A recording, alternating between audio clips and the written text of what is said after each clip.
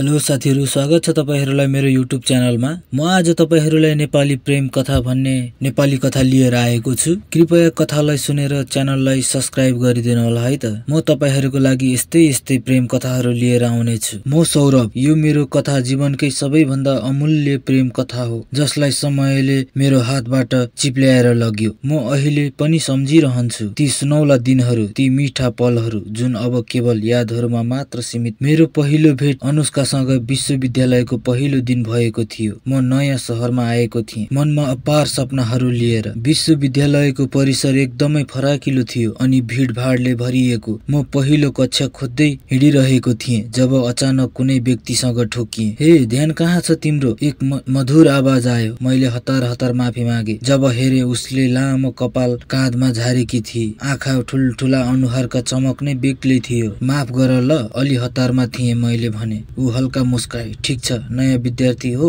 कक्षा खोज्दै थिएँ। तिमी कुन विषयको विद्यार्थी? अर्थशास्त्र। म पनि। हेर न, हाम्रो यात्रा एकसाथ सुरु हुँदैछ, उसले हाँस्दै भनिन्। त्यो पहिलो भेट थियो जसले मेरो जीवन नै बदलिदियो। अनुष्का नामकी ती युवतीसँग म धेरै छिट्टै नजिक भएँ। हाम्रो मित्रता बिस्तारै गहिरिँदै गयो। अनुष्का चञ्चले बोल्ने बानी भएकी अनि हँसिली थिए। ऊ मेरो लागि ऊर्जा झैं थिए। हाम्रो कलेजमा सँगै पढ्थ्यौं, लन्च सँगै गर्थ्यौं अनि कहिलेकाहीँ विश्वविद्यालयको बगैँचामा बसेर घण्टौं कुरा गर्थ्यौं। एक दिन हामी बगैँचामा बसेका थियौं। हल्का घाम मधुरो थियो, हावा शीतल चलिरहेको थियो। अनुष्काले मेरो हात समाउँदै भनिन्, सौरभ, तिमीलाई कहिले लागेको छ कहिलेकाहीँ कसैसँग सम्बन्ध स्वाभाविक रूपमा गहिरो हुँदै जान्छ, जसलाई हामी प्रेम भन्न थाल्यौं? मैले हल्का हाँस्दै भने, हो, मलाई लागेको छ। ऊ केही बेर मलाई हेर्दै मुस्कुराइरही अनि बिस्तारै भनी, म तिमीलाई माया गर्छु। म अचम्मित भएँ। म उसलाई पहिले नै माया गर्न थालिसकेको थिएँ, तर यो कुरा भन्न हिम्मत जुटाइरहेको थिएन।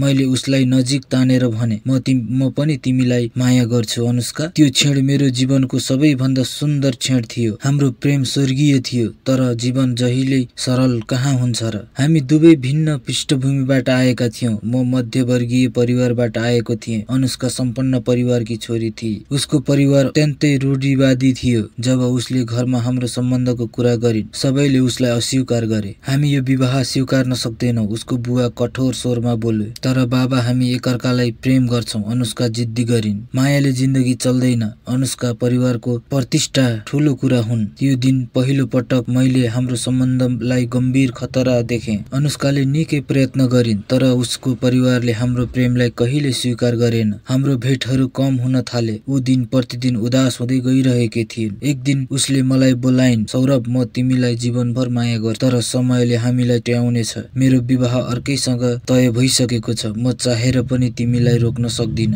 मेरो मन छिया भयो। मैले उसको हात समातेर भने, अनुष्का, के तिमी पनि यसलाई रोक्न चाहन्नौ? उसको आँखामा आँसु झलमलाएको थियो। चाहन्छु, तर म परिवारलाई दुखी बनाउन सक्दिन। त्यो हाम्रो अन्तिम भेट थियो। हामी दुवै एकअर्कालाई माया गर्थ्यौं, तर समयले हामीलाई छुट्यायो। अनुष्काले जब मलाई भनिन् कि उसको विवाह अर्को कसैसँग तय भइसकेको छ, मेरो मुटु टुक्रा भयो। म केही भन्न सकिन, केवल उसको आँखामा हेरिरहेँ। त्यहाँ माया थियो, तर त्यो माया भन्दा ठूलो बाध्यता पनि थियो। अनुष्का, के तिमी साँच्चै जान चाहन्छौ? मैले अन्तिम आशा राखेर सोधेँ। उसले आँसु पुस्दै भनिन्, सौरभ, म चाहेर पनि रोक्न सक्दिन। म मेरा बुवा आमालाई दुःख पार्न सक्दिन। त्यो हाम्रो अन्तिम भेट थियो। उसले मेरो हात समातेर हल्का मुस्काइन्। यदि हाम्रो जन्म हुन्छ भने म तिमीलाई नै रोज्नेछु। मैले केही भन्न सकिन। मेरा आँखामा बगिरहेका आँसुहरू नै मेरो सबै भावनाहरूको प्रमाण थिए। ऊ बिस्तारै मबाट टाढा हुँदै गई। म त्यही पार्कमा बसेर उनलाई टाढा हुँदै गएको हेरिरहेँ। त्यो क्षण मेरो जीवनकै सबैभन्दा कठिन क्षण थियो। समय बित्दै गयो। अनुष्का मेरो जीवनबाट टाढा भइसकेकी थिए। म आफूलाई पढाइमा, काममा व्यस्त राख्न थाले, तर मन कहिले उसलाई बिर्सन सकेन। कहिलेकाहीँ म पुरानो कलेजको गल्लीमा जान्थेँ, जहाँ हामीले अनगिन्ती यादहरू बनाएका थियौं। हावाले अझै उस्तै अनुभूति दिन्थ्यो, तर त्यो ठाउँमा जब अनुष्का थिएन। मैले सुनेको थिएँ ऊ आफ्नो वैवाहिक जीवनमा धेरै खुसी छैनन्। उसले प्रेमका लागि लड्न